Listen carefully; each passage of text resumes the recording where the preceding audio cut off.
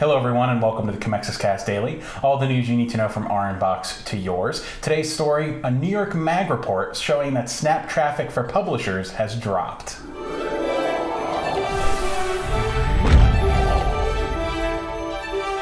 Hello everyone, I'm Matthew McGrorty, the videographer and a podcaster here at Commexis, and today I'm joined by the lead strategist at Commexis, Phillip. Hello. So our story for today, it comes from New York Mag's Madison Malone Kircher, and she reports that Snap traffic for publishers has been plummeting since the Snapchat redesign update. So since the app was redesigned, publishers say numbers have been disconcertingly all over the place. So all over the place, in fact, that Snap has quietly been inviting publishers to both coasts to attend day-long summits this month to hopefully sort some things out. For those of you who don't remember or don't know, Snapchat came out with a redesign a couple months ago that basically split the app in two sections. Previously, you would have one area for the snaps that you have just gotten from somebody or your friend or something like that, and then the other area was the stories area, and that stories area had both your friends' Snapchat stories and also publisher Snapchat stories and publisher content. Now you have one area for all of your friends' stories and the Snapchats that they send you, and then a whole nother area for all of the publishers and advertisers who are creating content for Snapchat.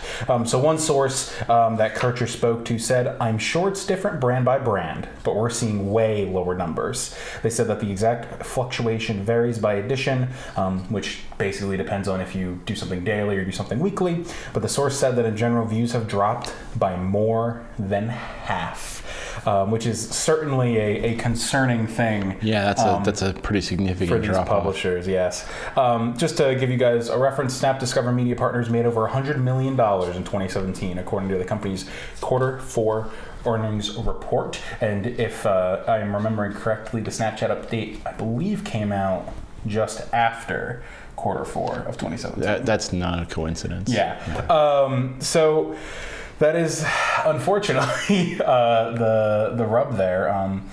Well, I think the thing to remember is that we're still seeing the I guess the terminus of these numbers as opposed to the engagement metrics from within Snap, because we know that Snap doesn't actually offer a particular robust suite of metrics for people to look at and be able to reference for this kind of material. So we're actually working almost exclusively on their kind of anecdotal evidence of, we're just not getting as much traffic, referral traffic, I guess, from Snapchat in this, but we don't know how effective that marketing, that measurement is. So those metrics are still a little bit suspect, but it wouldn't surprise me simply because, they found a way to basically just wall off all that content, and most people aren't going to go over there unless for some reason they're already so engaged with a brand they just happen to see it pop up over there. So I'm not entirely sure why they decided to do that. I mean, if it's the idea is they want to, make sure that they give publishers a home where people are actually going to give them views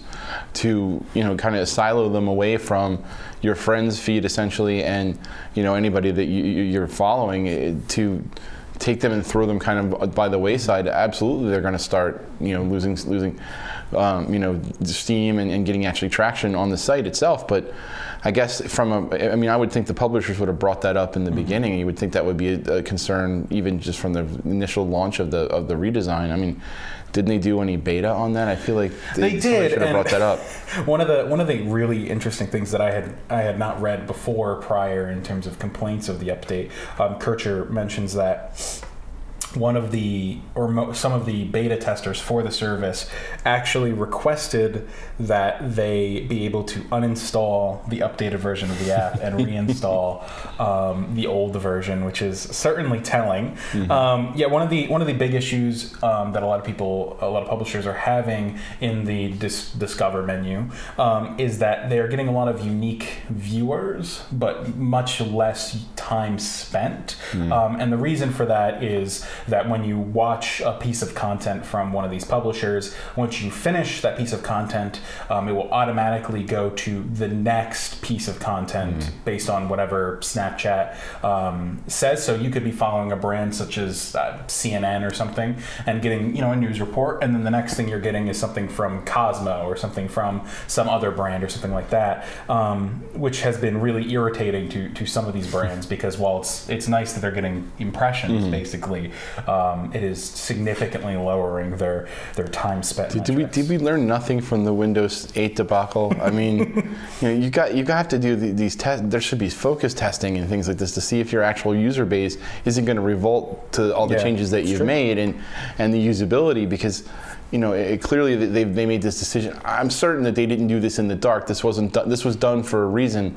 The life of me, I don't know what that could be, but it would be nice to actually hear some of that reasoning behind what they decided to do. Well, I remember some of the complaints that were being leveled prior to the update was that publisher content was either hard to find, confusing to find, or odd to interact with, because on the stories page, you would see all of your friends' stories about right in between the break of the chronological view and the alphabetical view. That's where you would find a lot of this Discover content. And while I think it was advantageous in some ways to have it next to content from friends, it also made it harder to consistently find, harder for many different brands to have a lot of stuff. Of course, there was also a separate menu of a couple things, but not nearly as much as what Discover now has. Discover before was slightly different in nature. So on one hand, I understand why they wanted to move it over. I think there are just probably other issues with the app that are making users less happy with it. There's also been a lot of controversy that has been occurring. For example, with an ad featuring Rihanna, which I'm not going to get too much into, but needless to say, it was a quite poor taste ad, to say the least. Kylie Jenner, I believe, said that she doesn't like the new redesign, which caused a dip in their stocks, and just a couple other things of people being seemingly generally dissatisfied. Yeah, that the time for that feedback was before you launch it. Yeah, that's true. Not after it's already hit the public. So that is very true. So going on to a similar Snapchat-ish story, Instagram is going to be bringing name tags to the platform. So if you're familiar with snap codes at all, which are basically why can't I remember the word? You scan them. QR codes. Like a QR code? They're QR codes. Sorry, folks. They're QR codes with a nice little design on them, typically a face. Sometimes I think it was a Bitmoji as well. And that was something that you could easily follow somebody with and add to Snapchat that way. So Instagram's going to be doing something quite similar. This is a story originally broke by TechCrunch. So Instagram is preparing to launch this feature called Name Tags. It will allow you to create a special image that allows you to have basically a background that is either the typical purple, pinkish Instagram gradient. You can also have a pattern of one emoji that you can choose, or you can create a selfie with some, glasses or other small filters that will litter the background of your thing. And then in the center will be your name tag. Hopefully, if I'm been editing this properly, you will be seeing some nice images courtesy of TechCrunch there on the screen with this stuff. So I think this is just another case of Instagram borrowing some stuff from Snapchat and kind of taking a little more advantage of the fact that Snapchat's having some difficulty. I would not say they're super taking advantage of it, because I think this is a logical feature to have. They're constantly stealing things from one another. So at this point, it's fair play regardless of who started it. They're just going to continue to try to one up each other on all these features. Very true. So something to keep an eye out for. They have not released the name tags feature just yet, but they are beta testing it. It seems as though in the app you'll just have a QR reader, just like. Wait, are you implying that you should beta test these features with influencers to make sure that they like them before you roll it out to the public? I am not suggesting anything at all, Phillip. All right, I'm just saying. I'm an unbiased third party talking about the successes and downfalls of different social media companies. Anyway, folks, that's all for today's episode of the Commexis Cast Daily. Check us out on Monday for more of the latest trending news. Have a good weekend. Have a great day.